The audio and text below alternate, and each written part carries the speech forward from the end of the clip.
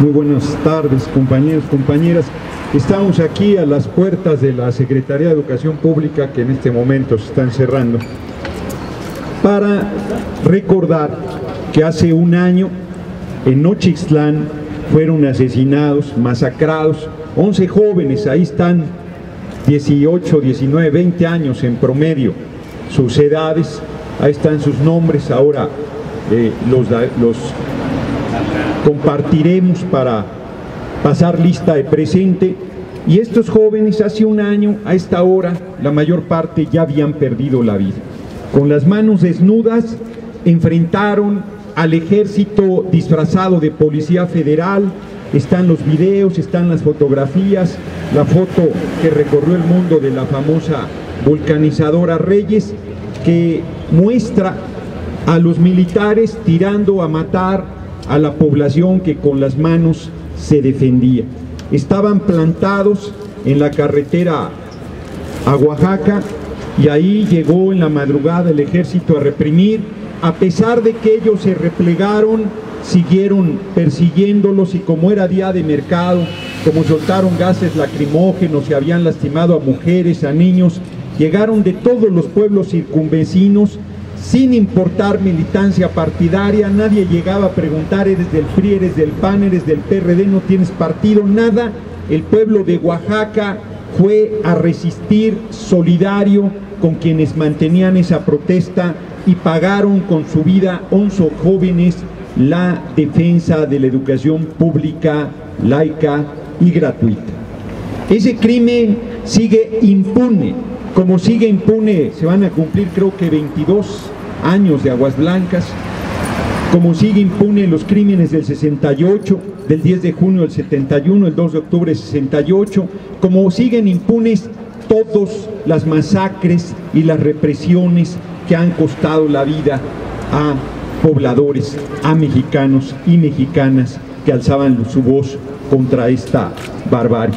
Pero es particularmente el desgobierno criminal de Enrique Peña Nieto, que en un más alto número de asesinatos, de persecuciones, de presos políticos, de desapariciones forzadas, tiene en sus 5 años que han bañado en sangre el país.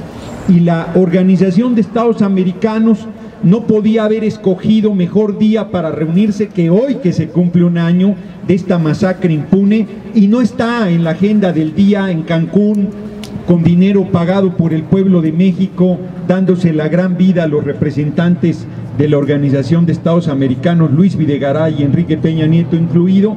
No está en la orden del día el asesinato de estos 11 jóvenes, como no está el hecho de que centenares de heridos mantengan problemas graves de salud desde hace un año y que no sean atendidos por ninguna institución de salud pública, porque cuando se presentaban empezaban a ser hostilizados, empezaban a ser interrogados, empezaban a ser acosados, en vez de ser atendidos por las graves heridas que muchos de ellos sufrieron hace un año. Es verdaderamente infame que a un año de estos crímenes no haya un solo detenido de los autores materiales, y que los 2 autores intelectuales, uno confeso y el otro hipócrita guardando silencio, sigan libres. El que hipócritamente ha guardado silencio aquí despacha, envilece el despacho donde el gran secretario de Educación, José Vasconcelos, generó la estructura educativa más importante desarrollada en el país después de la Revolución Mexicana. Aurelio Nuño, un oscuro burócrata de quinta que salió de ser auxiliar del auxiliar del auxiliar. Me decían: ¿no te acuerdas de Aurelio Nuño en la 61ª legislatura? Valfred y yo fuimos diputados ahí. No me acuerdo de él. O sea, yo no me acuerdo que haya usado nunca la tribuna, no me acuerdo haberlo visto sentado en las curules, no me acuerdo haberlo visto nunca.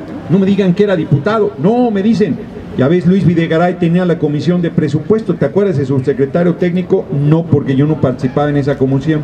Bueno, ¿te acuerdas del ayudante del secretario técnico, una mujer muy guapa? No, tampoco me acuerdo porque no participaba en esa comisión. Bueno, pues el ayudante de esa mujer muy guapa, que era ayudante del secretario técnico, ese era Aurelio Nuño en la 61ª legislatura.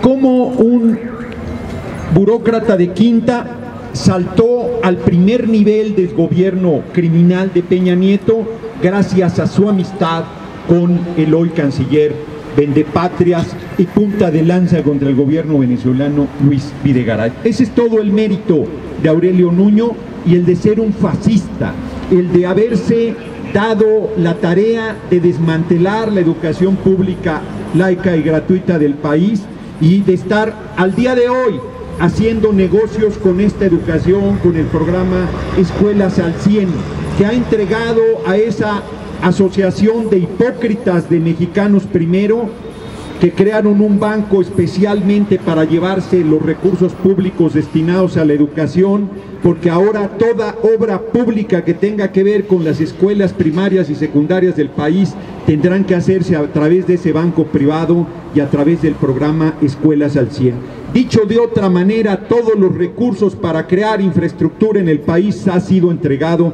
a Mexicanos Primero en ese proceso de privatización de la educación pública. Y contra esas cosas se oponían estos 11 jóvenes que hace un año perdieron la vida, que pagaron con lo más valioso que tenemos, la defensa de algo que no era solo para ellos, era para todo el pueblo de México, porque la educación pública, laica y gratuita es para todos los niños y las niñas del país, no debe excluir a ninguno, es para el pueblo sin excepción, y eso defendían estos jóvenes que perdieron la vida, y que vuelvo a insistir, hacían frente a una represión del ejército. No era un enfrentamiento, fue una represión bárbara de hombres del ejército armados contra hombres y mujeres que se defendían con las manos desnudas. Eso no es un enfrentamiento, eso fue una brutal represión, y no hay dato más claro que los 11 muertos todos los puso el pueblo. Y si hubiese habido un muerto del ejército, de la Policía Federal, también lo habría puesto el pueblo, porque es el pueblo uniformado finalmente el que enfrenta al pueblo que alza la voz, y esta es una de las grandes tragedias que se viven en nuestra patria. Así que mientras en este momento la Organización de Estados Americanos trata de justificar una intervención militar contra el pueblo libre de Venezuela, nuestro pueblo, que vive un fraude electoral como el del Estado de México, verdaderamente abusivo, majadero, burdo, o como el de Coahuila, están hablando de democracia en Venezuela. Mientras nuestro país es el segundo país en periodistas asesinados del mundo, están hablando de violaciones a derechos humanos en Venezuela. Mientras Javier Valdés, asesinado a la luz del día en el centro de Culiacán, saliendo a su oficina ejecutado con 10 tiros, hace un mes de ese asesinato que sigue impune, están hablando de derechos humanos en Venezuela.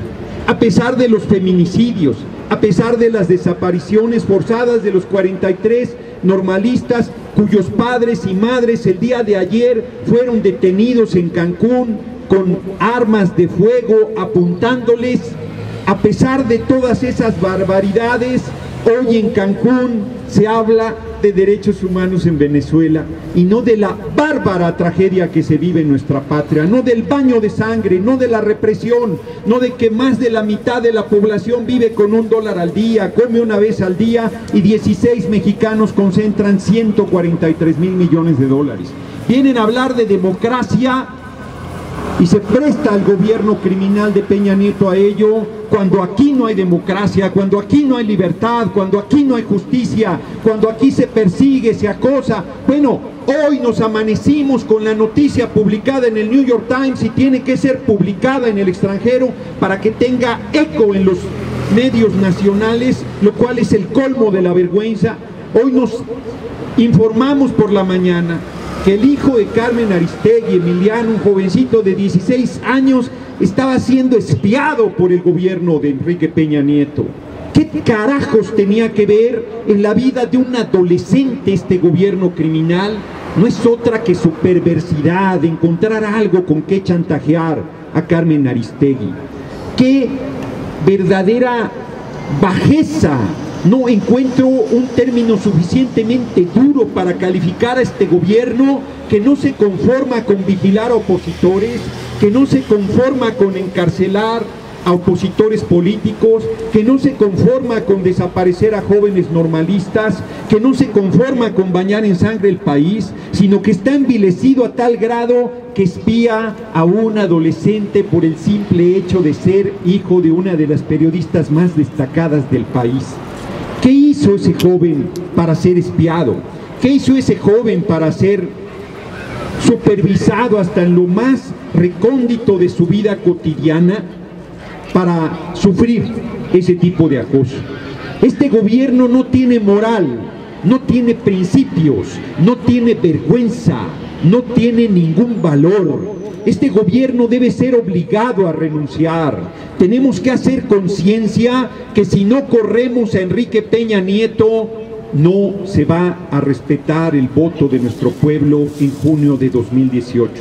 Tenemos que hacer conciencia que si no se hace una rebelión, estos 11 ataúdes se van a seguir multiplicando por 1000, por decenas de mil, por centenares de mil, en la medida que este gobierno criminal se vaya sintiendo cada día más acosado. Acaba de celebrarse el Día de la Libertad de Expresión y ahí estaban los serviles al poder tomándose una foto sonriente. Hoy Carlos Loret dice: yo aparezco en la lista de espiados, y eso que es un tapete del poder, eso que es un miserable al servicio de los poderosos, y ni a ellos les perdonan el espionaje, ni a ellos los dejan de acosar, ni a ellos dejan de meterse hasta en lo más íntimo de su vida personal, que debe ser estrictamente respetada. No hay ninguna razón que puedan argumentar para llegar a esos niveles de vileza. Y estoy leyendo, lo dejé ahora, un libro sobre el caso Snowden, de cómo Estados Unidos espía al mundo completo. Ahí está documentado cómo espiaron a Peña Nieto, por eso lo tienen agarrado, de donde les platiqué.